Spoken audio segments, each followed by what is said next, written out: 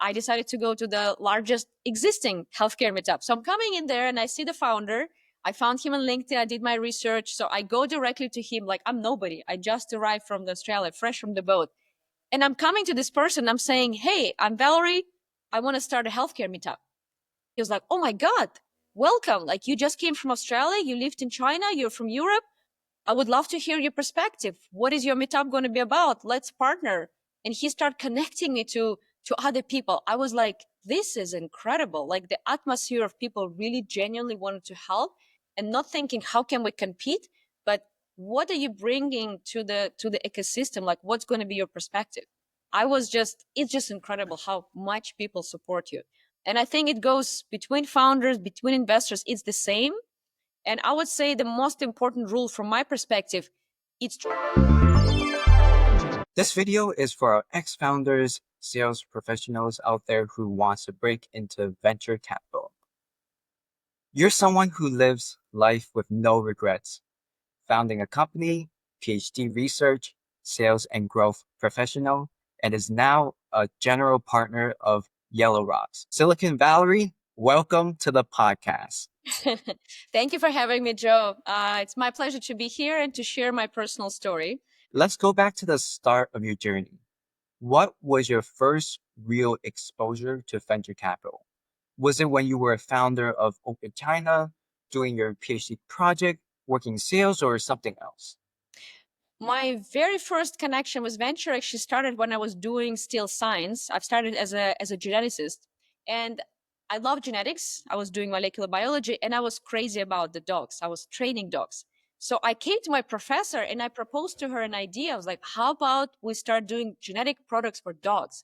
And she looked at me. She's like, "What dogs? Who need genetics? Like, are you serious? It's pets." It was almost 16 years ago, so she was very against it, and I was just in the wrong environment who didn't support my idea, because now we have Embark, which is exactly genetics for dogs, and it's a unicorn. It's $1 billion company. So I think it's very important to be in the right place at the right time when you have the ideas. So that was my very first take on startups, when I wanted to actually found my own, when I was doing my master's at that time. Yeah, that's amazing. It's like, especially in the research field, people never even think of ever going into business. And, the people in research, they're like the most talented, the Exactly. smartest people. Like they would execute like crazy. And if you see like the PhDs, dude, they're amazing. And, I couldn't see like any more people who's more talented and hardworking than them who works like 9, 12 hours every single day, and they don't know it. So for me, when I was doing science, first I was in Belarus and doing science in Europe. And then I moved to China first. I got a scholarship actually as a scientist to move to China 15 years ago. And when I was studying Chinese, because first they offered me Chinese language and culture to understand the environment I'm working in. And then there was a proposal to do PhD and have a full lab sponsored. So when I was learning Chinese, I accidentally started a company when I was 21, because everybody wanted to have a person who speaks Chinese. So that was like a problem solver. So fast forward a couple of years later, after starting that company, when I was leaving China, I sold it to my partner who wanted to stay in China, and I wanted to go to Australia to do my PhD. So I made a bunch of money and I was like, I guess I'm an investor. So I wasn't planning to do like real estate and the classic things, because I knew how many smart ideas are in academia, exactly what you're saying. So my first checks were pretty risky. I was putting them into my classmates or my friends who were doing PhDs in research. I've started investing in stem cells. I put some genetics research. So for me, that was the way to support that really deep tech research. Not all of them paid out. I think one stem cell company went public and doing quite well. But that was my very first connection to, actually, I would say, being more angel before I moved into more kind of a corporate venture setting, which started more in Australia. And happy to share more that chapter of my life. Yeah, and that's like the most amazing part because you really just like moved all the way to like a different country, and then you stay there for 5 years. Most people won't even like even considering international education, but Mhm. you're like, oh, we gotta learn how other societies think, what other talents there are, what things they're missing that we kind of have a bit here, and really just bring that technology to there and bring that other technology that they have back to us. And, once you came back, you're like, oh, we want to do some investing. Sounds fun. I can make a great impact. So, as someone who's on the investment side of things, what does your typical day look like?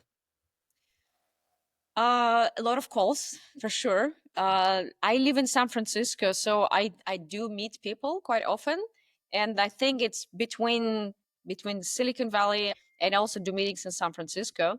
But these days, a lot of us founders they're distributed teams, so there might not be directly in San Francisco. So I do a lot of calls. And once you think about venture capital, there's three main areas. First of all, you have to find the money. So it's fundraising for the fund and also investor relationship, making sure they're happy doing reporting. Or if you're a corporate venture fund, you have a money from the corporate, so you don't have to worry about that. Only just showing the reporting that you're actually spending the money wisely. Or you're the family office. It means it's your own money that you're managing, right? So the money part. The second part is to find startups. So mostly once the fund is fundraised and you kind of close that chapter, then you're looking for startups. It can be everything from referrals, conferences, reaching out, and just like being in here in San Francisco, it's being an ecosystem. I went to an event yesterday, which was kind of like a birthday party thing, and I met like two or three really interesting founders, and I'm setting meetings and going to be speaking with them. So get the money, find the startups. And the last part, which I would say one of the hardest, is to help those companies to succeed. It can be either help them to grow, providing advisory support. Maybe it's very technical team that's missing, go to market or more like a commercial approach. Or it's maybe a smart, savvy sales team that still needs to hire engineers. So providing the support to help them to succeed, it's very important.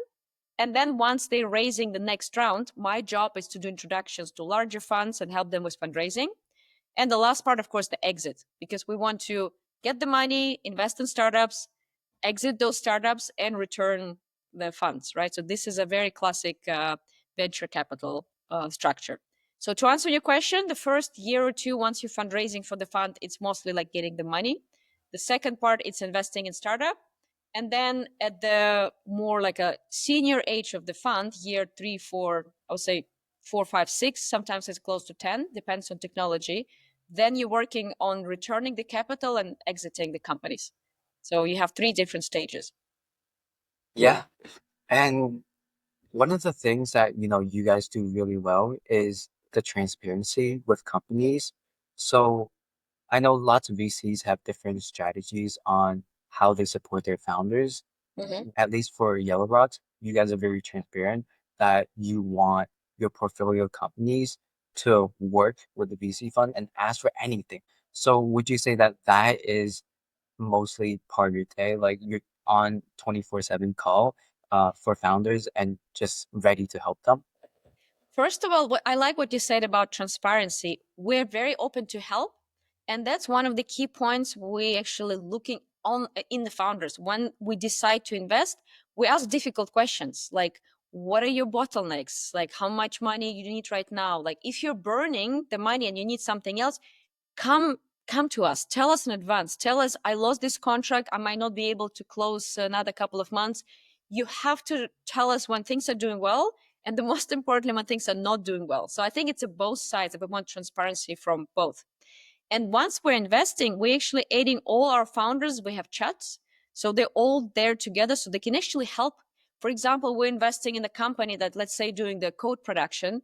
And then we see that another portfolio company can benefit. So we're doing cross population between them. And then every time in the chat, somebody asks a questions. Hey, I need a lawyer. Hey, I need to help to hire engineers. Everybody's champing in. So it's not just like us, like the partners. It's the whole ecosystem of our portfolio that helps each other. Plus, we do dinners, events, offsites. So we do like sailing trips twice a year when we get our portfolio and our investors to mingle and to ask, what help do you need? Like, how can we support you best? And yes, sometimes it can be busy day to day if it's, let's say, end of the year and something is closing. I even sometimes join the sales calls because I'm also a business development and sales professional. I like to negotiate and close deals. So sometimes founders will invite me to help them to, close some customer, and I will represent an investor who explain why we believe in this company, why we think it's a good product, and that we're here to support them. So founders really love that we can be hands on. It sounds like you guys really, really value transparency. And, all VCs say that they want to help, but you guys have actually created this community, this entire ecosystem where founders can actually help themselves. They can connect them to their own connections, and the network effect is just insane. And, you guys also do like events for VCs to meet founders, for founders to meet founders. And, bonding with founders is one of the best ways for VCs to invest in the best of the best. So, what, as an event host, what are the ways that you attract the best founders to events and the basics to make them feel comfortable and happy during the event? Mhm. Before I will go into events, what you said, it's actually super important. I even say, yes, we want to make sure our investors are happy, but mostly important, we want to make sure our founders are happy, right? Because a happy founder will tell other founders that they understand. If they're really good founders, they will feel that it's also smart people that can be successful. They say, hey, we really like Valerie, we really like the fund, come and join. I would say a lot of famous funds, once they get bigger, they pretty much 100% rely on the introductions from founders. So very often, if you want to break into, I don't know, Sequoia, the really famous big funds, go to the founders who got the money from this fund and ask for the introduction, because investors, they will trust that founder more than anybody else because they can refer like their peers to bring them to the fund. So this is a really, I think it's a super important thing many people don't know. And we will be talking more about how to breaking into VC. That's one of the secret doors. About events, we do variety of events. First of all, I think it's very important to curate it. We made some mistakes when we got raising founders and the LPs or family offices, and people were literally like pitching all the time. So I understand founders are trying to attract the capital, but it can be a little bit irritating for the rest of the group. So you have to understand on which stage you are. If it's pitching, investors need to know that they're coming for the pitching event. For example, we do pitch and drink. It's like speed dating. And the last one we did at TechCrunch, we had over 700 registration. It was just insane. I've never seen San Francisco so like buzzing with people. So I think we capped it at 300 just because the venue couldn't fit all the people. And then there were two stages. On the first floor, people were just mingling, getting the connections like really nice and networking. And we had those funny drinks like a unicorn blossom or like a Precede mojito. Like it's just a funny little playful thing. And on the second floor, we had this speed dating. So we selected investors who are ready to give the time and the feedback. And also we selected startups that are raising right now, and we would match them almost like a dating. Like if it's say it's a hardware and healthcare, we match them in pairs. So they do speed dating upstairs, so they're comfortable, and like the majority of people are downstairs, so it's not too overcrowded, and you can still hear each other. It's not too noisy. So we have those clear areas. This is a really good event. Everybody's comfortable because they know what they're doing here. And then sometimes we do less informal things. We do, for example, sailing trips. It's called Venture Regatta, where we get people on the boats, 2 or 3 boats. I think actually the next one is going to be in Brazil around Web Summit, and we have 7 boats. So it's going to be a really big event. And it's more informal. It's not about pitching and being like in a corporate mindset. It's to sail, it's to do fishing, swimming, have fun, and also connect and bond. And I believe in power of building real connections, making friends, being with people you just want to be, like you enjoy spending your time with. And then, of course, you want to be doing investing, deals, and grow together. So it's all about the right attitude and setting the expectations, what this event is about. Is it something informal to get together, or this is the time to pitch and get your pitch deck in the best possible shape to be ready? Yeah, and like Valerie says, these events can definitely vary, but you should have different types of events. You can even hold those events because fishing, or going to boating, like it's really, really chill activities that you can just say like, hey, let's just hang out after you go to like a founders event and you found, people who you kind of vibe with, and Mhm. you're just like, oh, let's go on a small trip, like on this weekend or something. And they'll definitely do it, if they like you and you guys vibed. For our viewers, how do we break into these events? Like, where will we find them? What are two ways? Mhm. Um, Usually every fund, I mean, the classic, you go to website, you see events, they're published there. I would also follow social media, LinkedIn, for example. I'm Silicon Valley. I post very actively. What am I doing? Where am I going? Let's say if I'm traveling to Europe, I literally post a plan. I'm in London these days and Berlin these days, so people know where to see me. And then, I mean, Twitter. I don't use Twitter that much. I feel I don't have that much time, to be honest. But a lot of VCs are very like open, literally everything, what they do. And it's not just about the events. You want to be smart. So follow those people and see what they like. You want to have a genuine connection, especially if it's family offices, who I believe one of the best investors. Do they like skiing? Or are they into wine? Or maybe they're into, I don't know, dog sledging. Like I'm a crazy dog person, right? You will find me in a dog shows. Find those people and find the events that they go. And this is like you can build real, genuine connection. It always helps if you're friends first before you ask for money. Yeah, and this also goes back to what one of our previous guests says. And she also talked about how you can actually find a network anywhere where it's really like you talk to a person, you don't really talk about work or anything. You just like talk about your daily life, what's happening around the ecosystem, stuff like that. And then you just like suddenly vibe. And it's okay if, they're not like a VC or they're not a founder, but they're friends could be, and Yeah. that's the craziest compounding method is that, if you want to have a person join you or to network with them, you have to do the research, find what their interests are, make sure you keep up that bond and maintain that relationship because that's the most important step. But if you don't maintain that relationship, then nothing is actually going to happen. So the most important thing is always go out to events.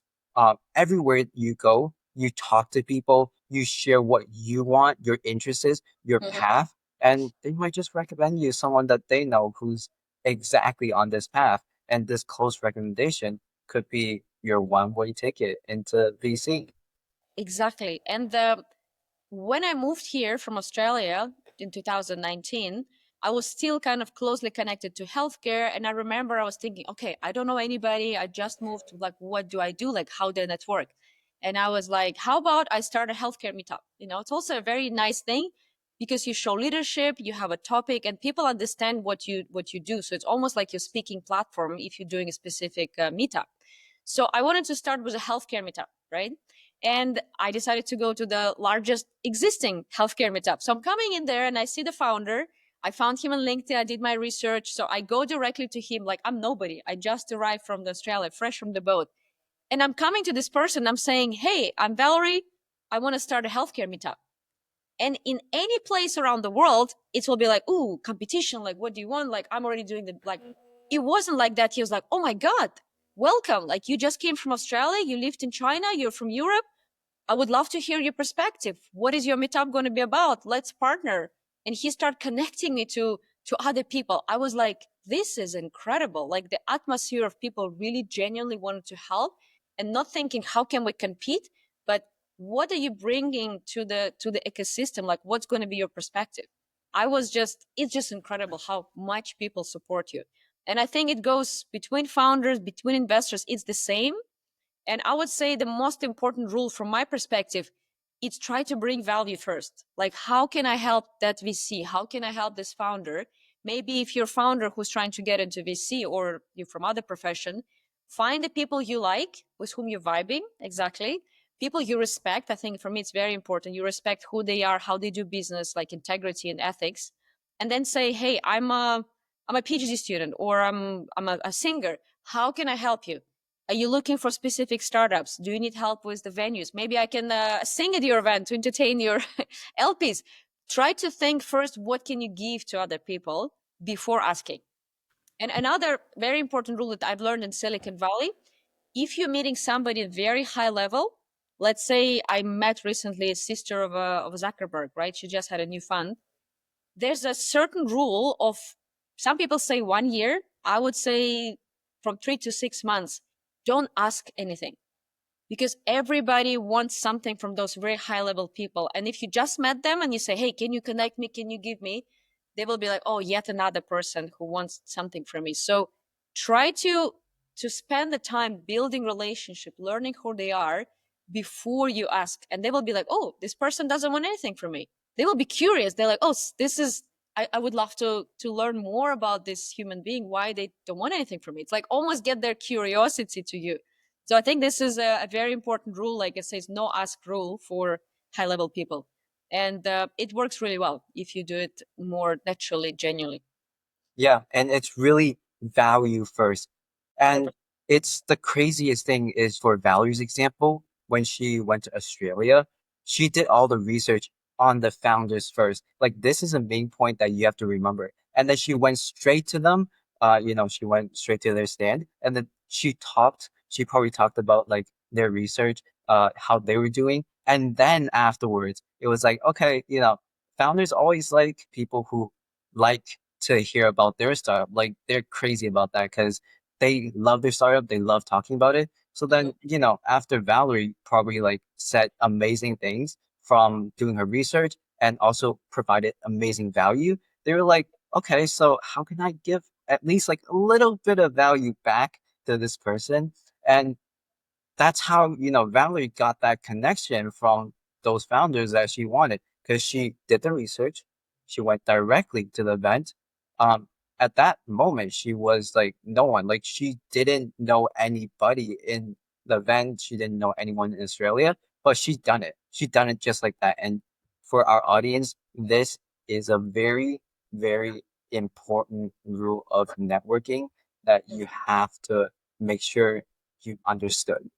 So, as someone who kind of broke into venture capital, how did you kind of land your role in Yellow Rocks? Did you meet Sergey in a networking event and then you guys just kind of hit it off? What was the first step? I knew Sergey actually from China. The real story that he was, we have 10 years apart, so he's a little bit older than me. And when I was studying in China, he was starting a company.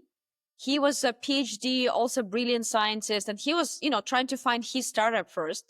And he wanted to build something around solar panels, sustainability. So he was asking me to actually ship some parts of the solar, like help him to connect to manufacturers in China when he was still in Europe. So we had this like fun connection on like really hardware pieces. And then when I moved to Australia, he tried the solar, and I think this company was kind of working for some time. But then he realized that he really loves the venture, and he wanted to start his own fund and to support more great companies and great technologies, right? So when I was still in Australia, and I think he was already like traveling to Silicon Valley, he was doing some programs in San Francisco. He asked me to start working as an investment partner. So I wasn't the GP yet. I was not like officially part of the fund. I didn't have the carry or the share, but I would bring startups, because I actually saw Carta in Australia in the very beginning. Not Carta, sorry. Canva. I saw Canva when Melanie was pitching from her phone, and she was like, "Oh, I have this design company." I was a student. I wish I could invest at that time because it's a huge unicorn. It's a big story. And I was like, I literally downloaded. It's like, oh my god, such a great product. I wish I was investing earlier. So when I was in Australia, I was helping Sergey to see what's happening, maybe bring some deals in. And also, if I can convert LPs, bring money to the fund, I was also like, I had some agreement with him. That was the fund one, Yellow Rocks one. And then when I moved from Australia to the US in San Francisco, he was just starting to raising fund two. And he saw my performance during the first fund as a kind of outside investor helping out. He said, I would love to make you my partner. Let's do it together. So he invited me as a GP, an official role. We discussed the carry, the compensation. So the second fund, I was already inside in San Francisco as well. And because he decided, he has 4 kids, so he decided to live in Portugal. He also wanted to have somebody. So I'm a head of San Francisco office, and he's running basically kind of a European outreach, and raising for kids in Portugal is kind of, I think, easier than California. So we divide and conquer. But I think there was a combination of me first bringing value, kind of helping the fund, and then the second fund we were doing it together already. So you see, it's a step by step process. It wasn't like out of blue, get let's start working. And he also knew me for a really long time from my China time. So it was building relationship, like trusting, understanding each other, and knowing where we complement, like what are my strong areas, what are his strong areas, to be partners together on the fund. So it was kind of almost a 10 years journey. It wasn't the quickest one, because I was also doing research, right? I wasn't kind of dreaming to be a venture. For me, it's, they say if you don't seek the power, this power will seek you. I wanted to do research. I was a scientist, and then moving to San Francisco, I was starting working with Google Cloud and venture. It's kind of all made sense because I had the connections. I could see the technologies from a corporate level, and also see what startups will be successful to join those ecosystems. So for me, it was a combination of knowledge, timing, and also being in San Francisco.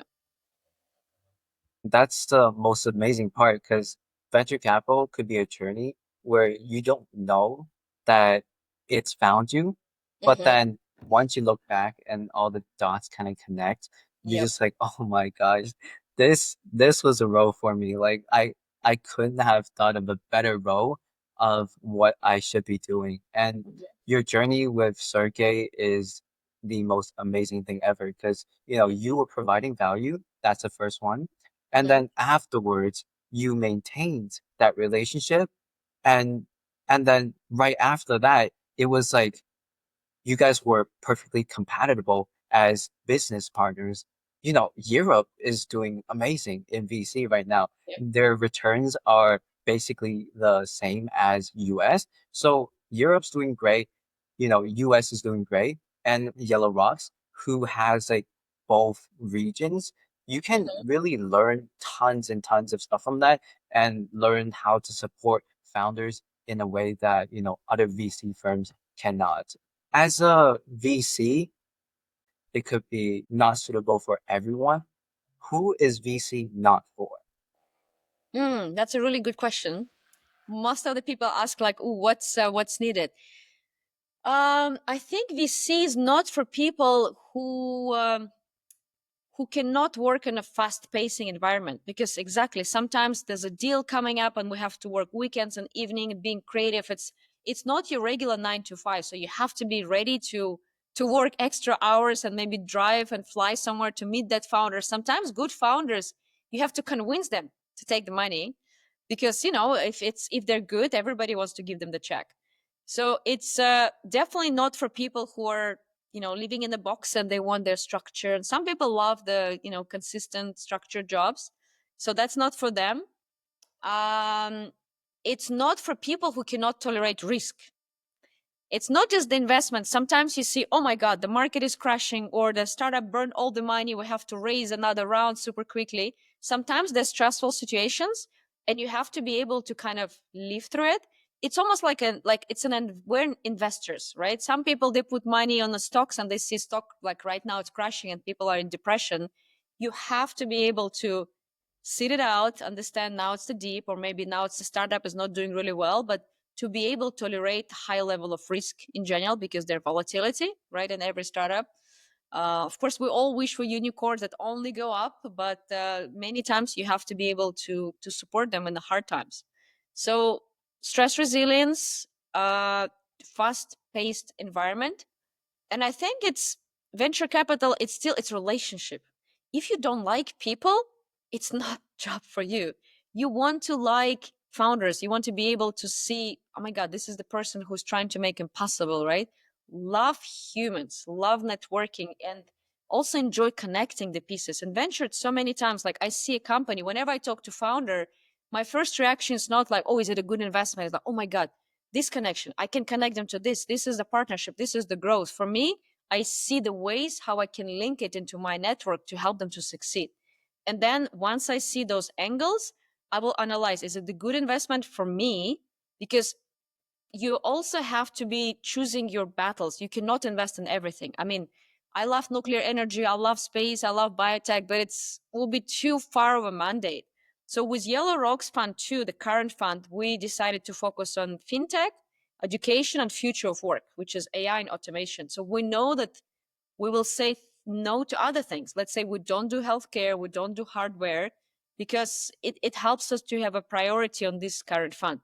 And also, many VCs choose specialization. They say, maybe I'm only fintech, or I have friends who are, I'm only healthcare medical devices, and they become very deeply specialized in those areas. So you kind of have to decide what are your battles. So I will just summarize: loving the people, connecting the dots, risk takers in a way, and be ready to be in unstructured, hardworking environment. Sometimes we also have downturns like summers and December when there's holidays. It's everything is slowing down naturally. So it's a certain cycle during the year when most active deals are happening. Yeah, and most VCs, they could be very, very unstructured. So it's really like your entire day. You could be doing something. You could be on 24/7 call with founder. You could be, supporting a founder on a project. You could be doing whatever you want in a way, but it's really the main crux of it is to find the best founders. So you got to love people. Like Valerie said, you really, really do have to understand people because you are investing in people. You're not investing in numbers. Numbers, we're talking maybe private equity or something like that. But at least in VC, it really, really comes down to the people. So, as a connector who really just like thinks of, hey, who can I connect, this new person that I've met to. As a connector, you want to make sure that this person you're connecting, uh, the other person to is worthy of it. It's your reputation on the Exactly. line. So how do you determine that? Like, how will you internalize, like, Mm-hmm. is this person, worthy of connecting with Action. a person I trust? I think, I mean, it's a really important point because your reputation is your social capital. Let's say I have connections to pretty much all top funds. I'm a friends with high executive in NVIDIA. I know chief scientific officer at NASA. For example, I was at the event last night. I will give you a fresh example. I met a founder who is building something around space tech. And there's a founder with a space tech, just started like very basic idea. And then as a NASA chief scientific officer, the gap is too wide. Even if the person asks for this introduction, I will have to say, I'm not ready. I cannot use this capital too much. If I'll be sending like low level connections in a way which is not mature yet, it will annoy this person. It will not be, it's even not respectful because the person is busy, right? So for both parties, I will tell to the founder, I would love to help you. How about you get the first funding? I can connect you from somebody from NASA, but a little bit lower, who actually will have time to maybe give you feedback or to give you like test your prototype. And once you're ready, maybe you have a first round, second round, maybe at some point it will be suitable for this connection. So you have to be smart, understanding how to work with the high level connections. I always ask them if I see that this is something suitable. I cannot just send a blank email. I always ask people, hey, I have this startup, they just raised money. I believe it's a good potential. And maybe this is something that NASA is looking forward. Because with chief scientific officer, I met him also at the event. There was a high level contact, but I approached him and said, hey, I love space. I see some interesting deals. I can show it to you. And he's like, sure, let's have a coffee. So we chatted and I asked him, like, what are you looking for? My question was, hi, people, what are you looking for? How can I help you? And he said, I need fewer areas. If you see something interesting, show it to me, right? So you have to understand what they're looking for to provide that. And with founders, it takes time. Sometimes you just have to see many, many companies to understand if some of them are bullshitting or some of them will have value. So you say, hey, I really like it. Let me help you on a little bit low level. And then once you're ready, I will do this introduction. So it's a delicate dance, a lot of psychology. My favorite books, I think I have this book somewhere. It's literally like a body language and how to understand the emotions. Whenever you talk to a person, ask a lot of questions and watch how they react, how they talk, and It's almost like this FBI, CIA kind of books because they're so good about understanding people.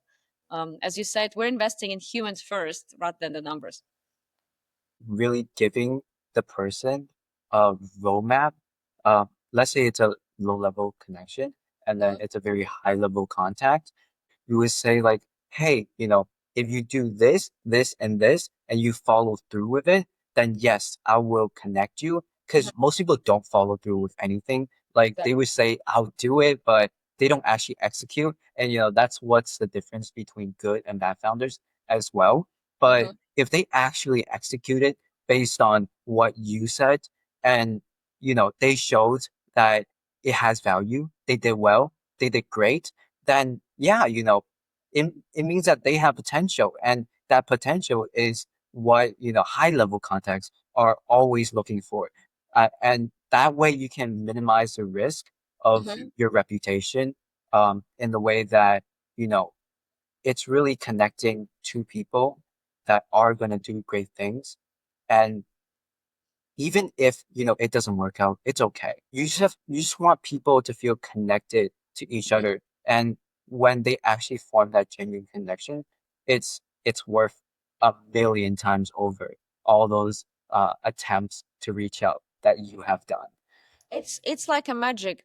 And sometimes when people are can be super persistent and maybe I'm not ready for the connection, but I like the founder, but maybe it's just too high level, or maybe person is busy or not responding. I will give them a little hint. I say, Google them. Like, what conferences are going to be? This is what I usually do. When I go to conference, I try to speak first of all, because once you're in a stage and once you deliver the talk, people see you. And it's not you going to 100 people and try to find with whom you have a connect. It's those 100 people see you and they're like, okay, I have something and I will go to you. But when I don't speak, I look at the basically the recipe, the menu, who is speaking. Say, oh, this is interesting to see. Oh, this is a really great partnership. And I literally go to the stage. Whenever they finish talking, they go down that stage. And if it's not like a Zuckerberg or politician who will have a security and they will like hide them away right away, you can literally catch them on the like right from the stairs and say, "Hey, I'm Joe. I'm the founder. This is my startup. Can you give me 5 minutes?" Very often, people, because you've done your homework, and usually you can say something. I love your talk. I've seen your presentation. I've seen your I don't know publication. Once you have this few minutes to do your personal pitch, why they have to give you 5 minutes, people actually respect the hustle. A lot of high level people, they say, okay, this person at least has a persistence to catch me here. I will give him 5 minutes. This is how I build a few really high level, like really high level people, just by hunting them down and getting them to meet me. And they really see yourself in them because they've been there. Like they've been in the journey of being a founder. They've been in the journey of being a pre-VC, and they at that time they wanted people to support them, and they know how it feels when they see someone who's talented, who has the hustle, and Mhm. who is hardworking. They're just gonna be like, okay, we can definitely talk. Like I want to invest into this person in a way because it makes me feel good, but it also creates a powerful network that this person is definitely gonna become a great person someday. So on this point, you have a great branding, and branding is the most important thing ever. So, what are ways that you can create your personal brand? This is my new very favorite topic. As you see, I've started actively posting on LinkedIn. Branding is everything. People will know about you what you tell them. If you don't tell them anything, they will create the stories themselves. So you have to own the narrative, who you are, what you do, what are your aspirations, and just basically the message you want to deliver out there to the public. So I think everybody have to work on their their branding, right? These days, a lot of things are digital, so you have to choose your platform. I tried everything from TikTok to YouTube to LinkedIn, and I found that LinkedIn resonates the most for me. I used to be a scientist. I love writing text. I love like, deep thinking. Instagram for me, it's too visual. Like I don't want to be living with my phone and like this is my food, this is my everything. I do it sometimes, but I'm busy and it's kind of doesn't feel natural to me. Honestly, it's censorship, but the more you're undressed as a woman in Instagram, the more likes you get. In LinkedIn, the more like smarter things you say, that's your likes. So I appreciate intellectual influence more. So find your platform. Maybe it's your TikTok, maybe it's X or Twitter, maybe you want to do podcasts like what you're doing. Find something that fits your lifestyle. How much time do you have to dedicate for that? I found, for example, those short videos, the reels in LinkedIn worked the best because it's real me and I'm literally in the epicenter of everything. I go to events, I say, oh, product head of product of Crunchbase, he just had a release, and it actually really works super well. I come to the like more famous people, I say, hey, I'm a content creator, I'm talking about VC innovation, can I take an interview? And everybody loves that. People love that, like that they can have a few words, and this is how you build relationship. So choose your platform, decide what works for you, because people make a lot of mistake. They say, oh, we'll be doing YouTube, and then they just don't follow through because they don't have time. Maybe it's more commitment, you need to have a video, the lighting, maybe your house is not suitable or you're traveling too much. So choose something where you can deliver, and then consistency. All you have to do, just get it there every day. We all know the story of 20VC, right? The fantastic, he's raising the fund, but nobody talks about that he was posting for almost, I don't know, 10 years and nobody was watching his videos. So it's always like that. You have to just be consistent. And with personal branding, it's also trial and error, right? I found my Silicon Valley and I think it works super well, but I tried different things. I wanted to be more, okay, I'm a biotech, I'm more of a VC. So I was kind of throwing different content out there to see what sticks. And I found my kind of like technology playfulness, and now I'm fully embracing it. And I tried to hire some PR agencies, but I didn't find this connect. It's also like, I think you have to find somebody who will resonate with you. So I'm literally doing it by myself. I have mentors and I have advisors. And if somebody doing it really well, I say, you're doing this podcast, like, can you give me some feedback? Somebody who's doing it really well. Um, Choose your platform, experiment, try to find what's your voice, what's your narrative, and then you just gotta deliver. Stick to it and go through the grinding until you had a breakthrough. It's always like that. The hardest step is starting.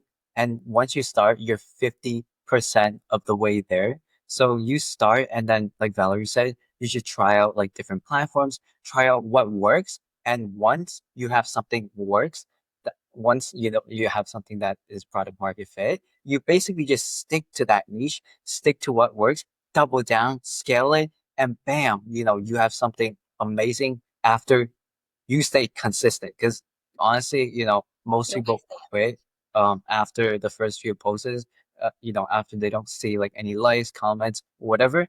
But what really matters is putting your brand out there. So, for example, like our audience, you even if you haven't been to VC or anything like that, what you should do is you should go to events, could be founder events, could be anything, and then you post that on LinkedIn. So you post it, and then to your connections, and you see like, oh, they're doing the same thing as me, or um, oh, they also went to this founders events. That's pretty cool. So after you keep posting that for like a year, uh, the amount of network that you're going to gain is going to be insane. And one of the things that I've kind of found on my way of building my personal brand as this podcast is that, I've actually got a bunch of VCs DMing me like, hey, uh, could could you put me as a guest in, your podcast? And I'm just like, wait, I just started this. Like my network is pretty good, but like not that good. But somehow, you just never know. Once you put yourself out there, it compounds and it could lead to your dream goal. Joe, this is I you couldn't say it better. Many people are just really afraid. I remember doing my first video on LinkedIn. I was like, oh my God, am I good enough? Can I talk? Like, what am I doing? I was like really uncomfortable. If you scroll back to like, I think May last year, I was like, oh my God, this video, everybody will judge me. And now I'm Silicon Valley, I'm talking, you build this confidence. And once I start posting about AI, I think I found my niche because there's a lot of very technical people and very kind of basic, but somebody who can translate that, they're just not that many. I remember that moment when a head of AI and machine learning of one of the largest American banks DM'd me, and I was like, oh my God, what's going on?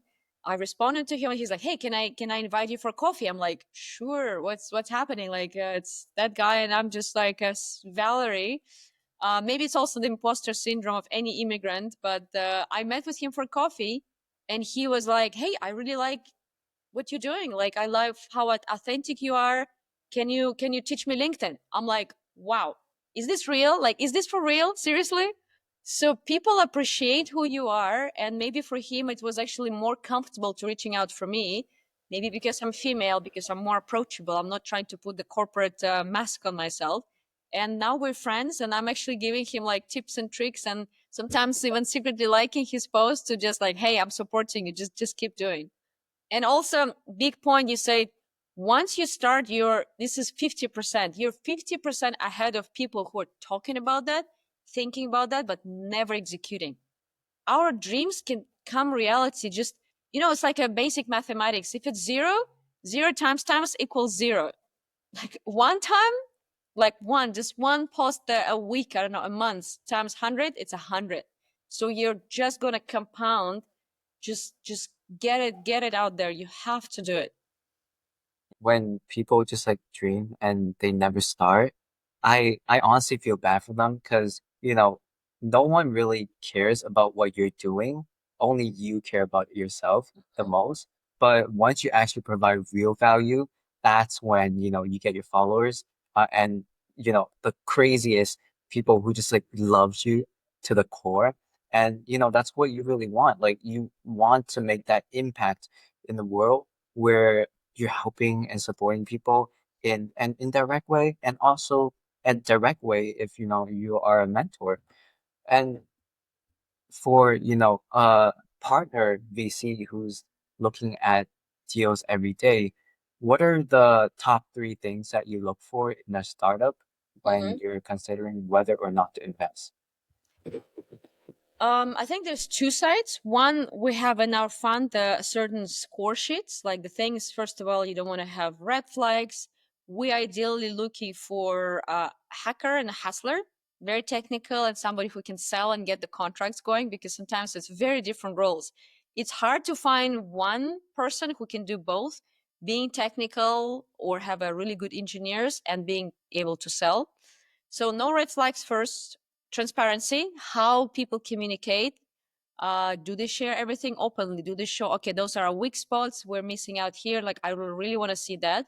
Hacker and hustler. We want to have a really good market. Idea can be great, but maybe market is not enough. So it's just going to be a good business, but never going to be a massive unicorn. So big market.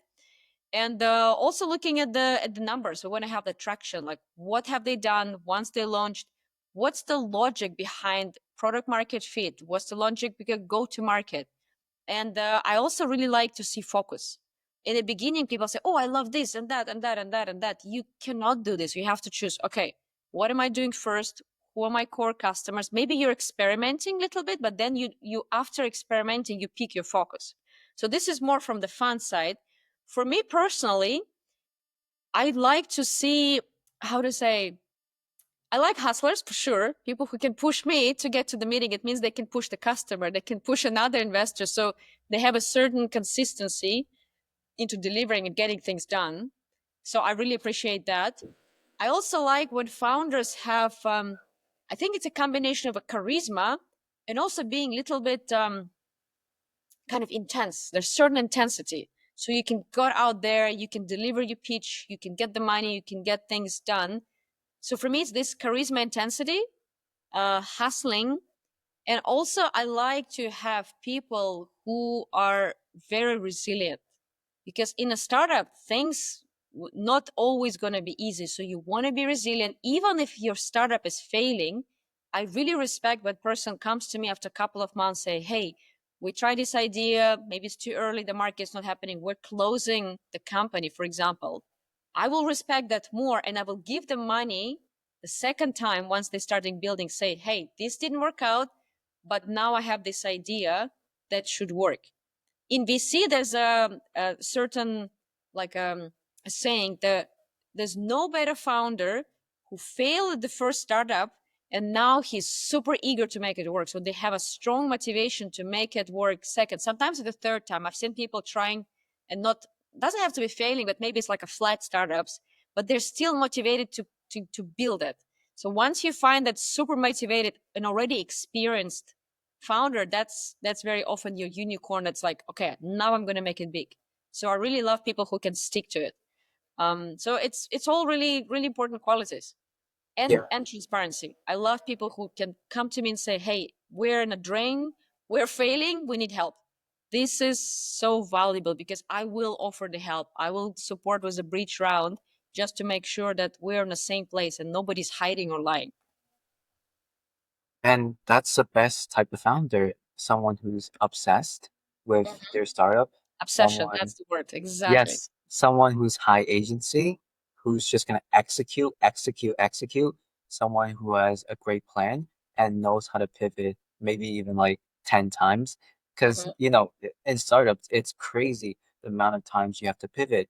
And lastly, it's really that transparency factor where you're going to have to be honest with your people who invested in you, who trusted in you.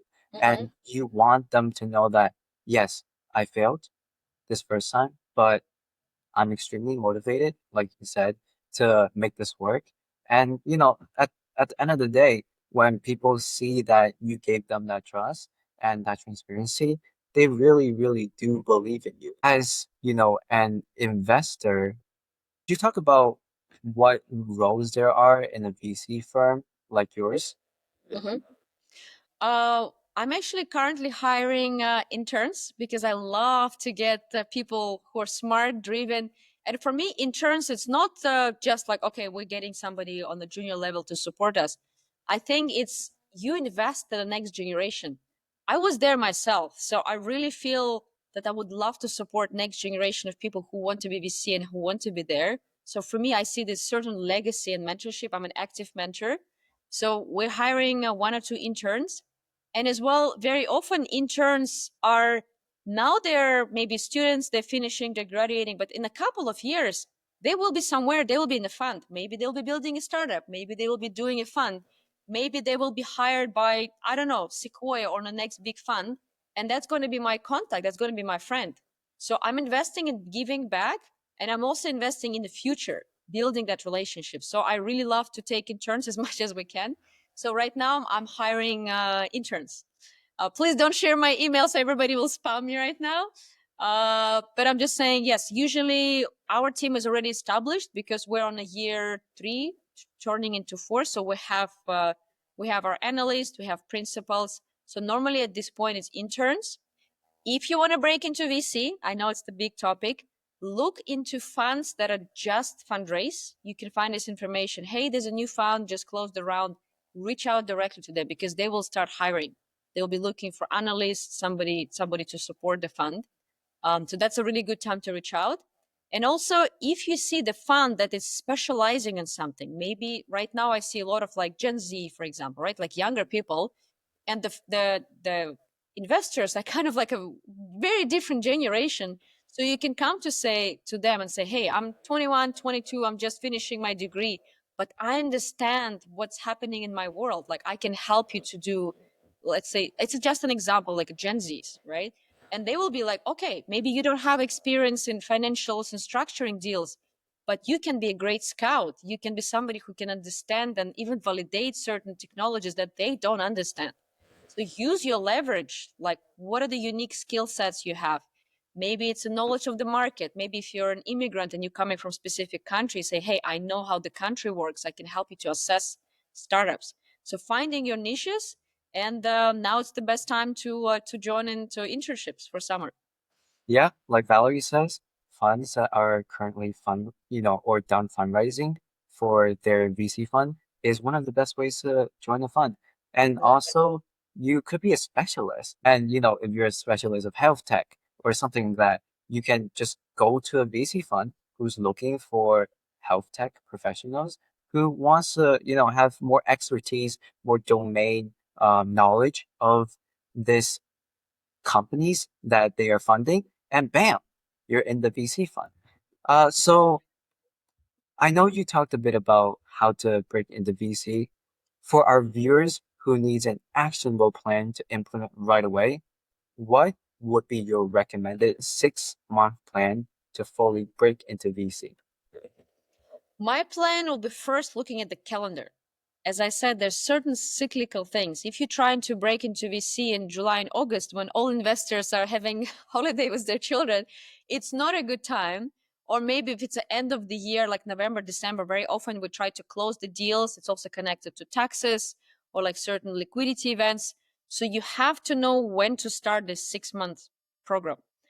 I would say really good time. It's starting kind of either May, June, because you do May, June, July, August, September, October. So you will kind of still close in October before like a super busy holiday time. Or you start the opposite, like November, December, a little bit slower. You start doing slowly reaching out, people kind of on holiday, but then the end will accelerate for May, April, March, April, May. The most active times, it's obviously September, October, November, before Thanksgiving, and everything dies down. January is a bit of a slower, and then February, March, April, May. So those are your the most active times. So you want to make sure you close your position in this time when people like actually really hiring. Plus, think about specific countries. When is the tax year, right? When people do the taxes, liquidity events. So also very often I see people start hiring in August, September, because you kind of understand how your year is closing, how much money you have from the management fee to hire. So that's also good to understand, like, do people have actually money? They might like you a lot, but maybe there's not enough management fee or they're spending on something else that they just don't have time to support you. So my action plan, look at the calendar. I do like the idea. If you're, let's get a scenario that you're a freshly graduate, right? So you're not experienced executive or something, because it'll be different. Start with internship. That's really, really good because you're still a cheaper labor, right? So funds will be more willing to take you, and they also want to invest and grow the next generation. So start with an internship and choose your funds wisely. I might understand that you want to break into Sequoia, Andreessen Horowitz, but it will be really hard. So choose the funds that are maybe a little bit like a second tier that will have high likability of getting you in. Or if you're aiming for super hard ones, just be ready that you have to work double hard to be qualifying and to get your foot in the door into a really big fund. So get those internships. While you're doing it, start building your brand. For example, exactly what Joy is doing, start a podcast, a newsletter, a meetup. Show that you already have the leadership skill, that you're proactive, and you can kind of start sourcing deals.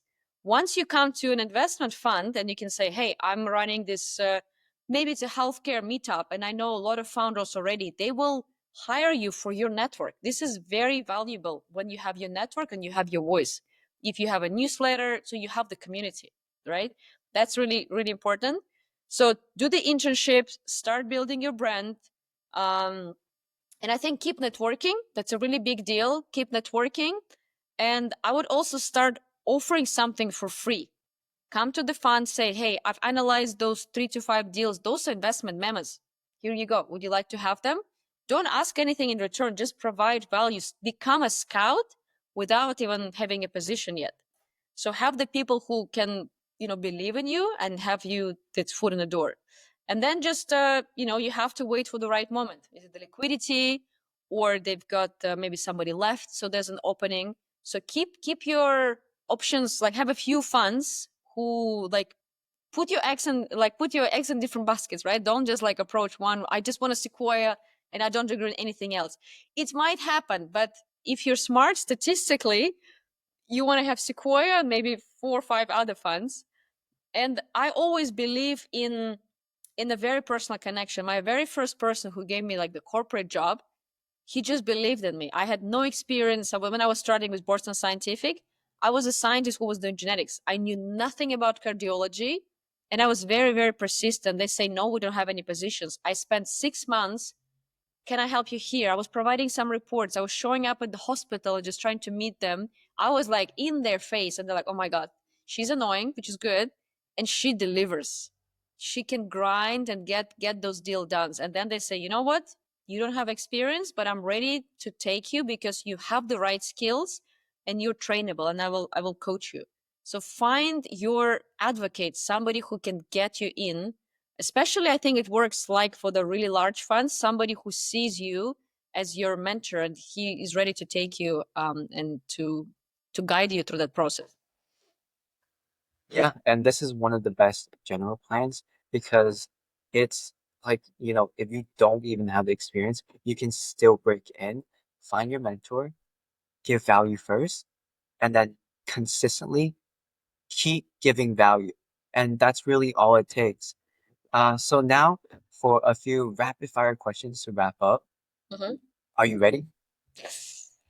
What is the best book you read recently? Going back to what you said before.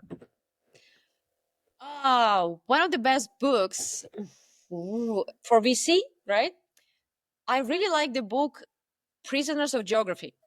It's Tim Marshall. It's not your classic VC book, but it talks about how certain countries and regions, they're prisoners of geography, which countries have certain advantages and disadvantages, and how it will influence the growth and emerging trends in those areas. If you could invest in any startup from the past, which one would it be? Oh, that's easy. That will be Canva from Australia. Such a great company, and I love that design and everything.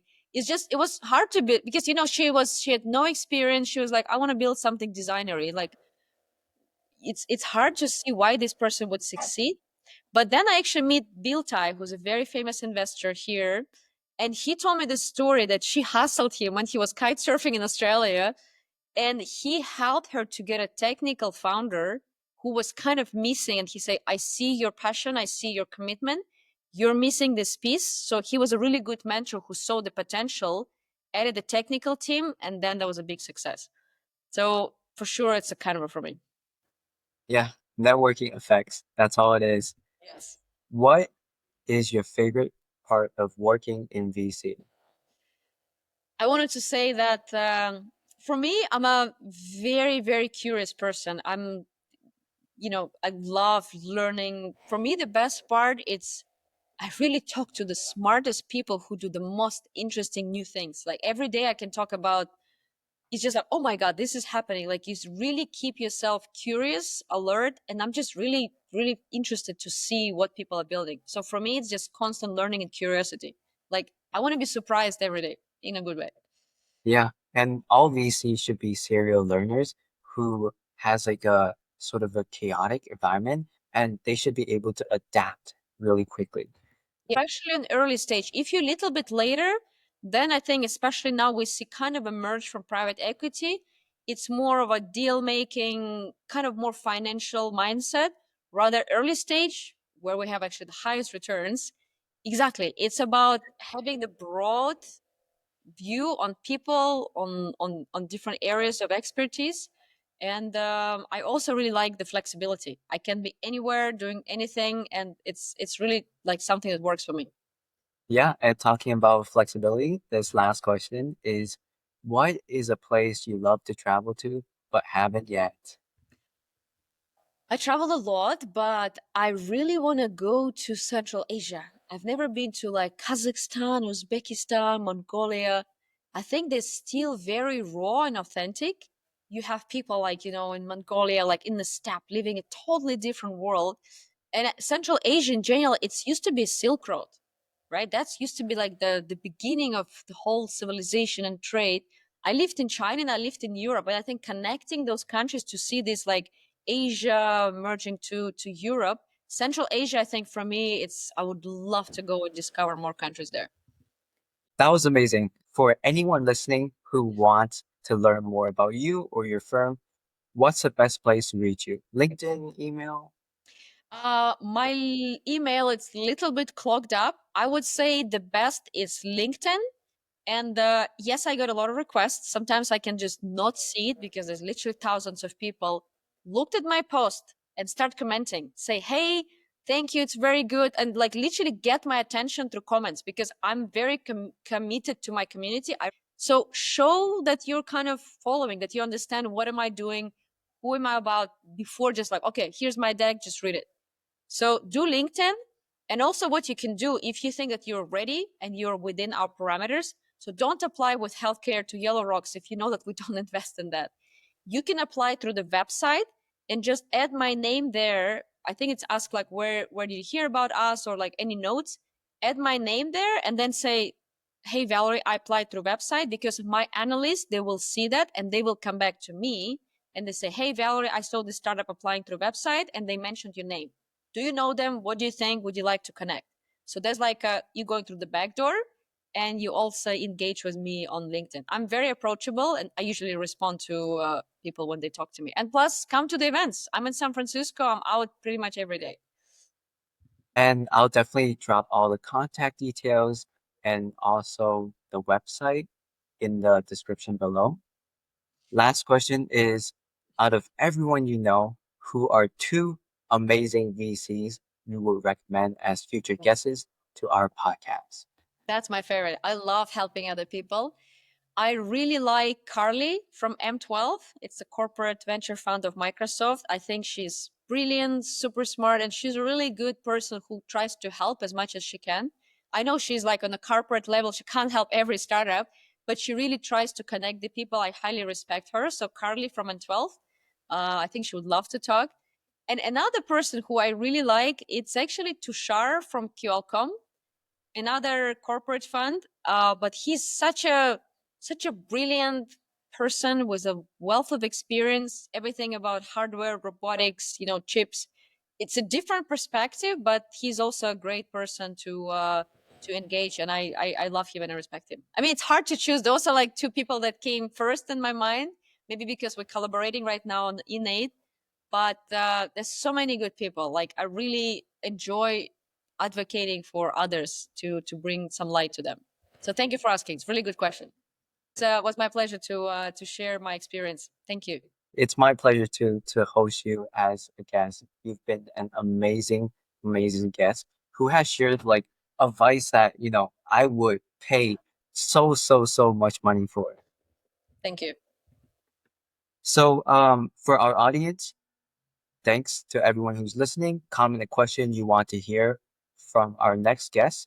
If you enjoyed this episode, make sure to press the subscribe button, like, and share it with someone who's interested in getting into venture.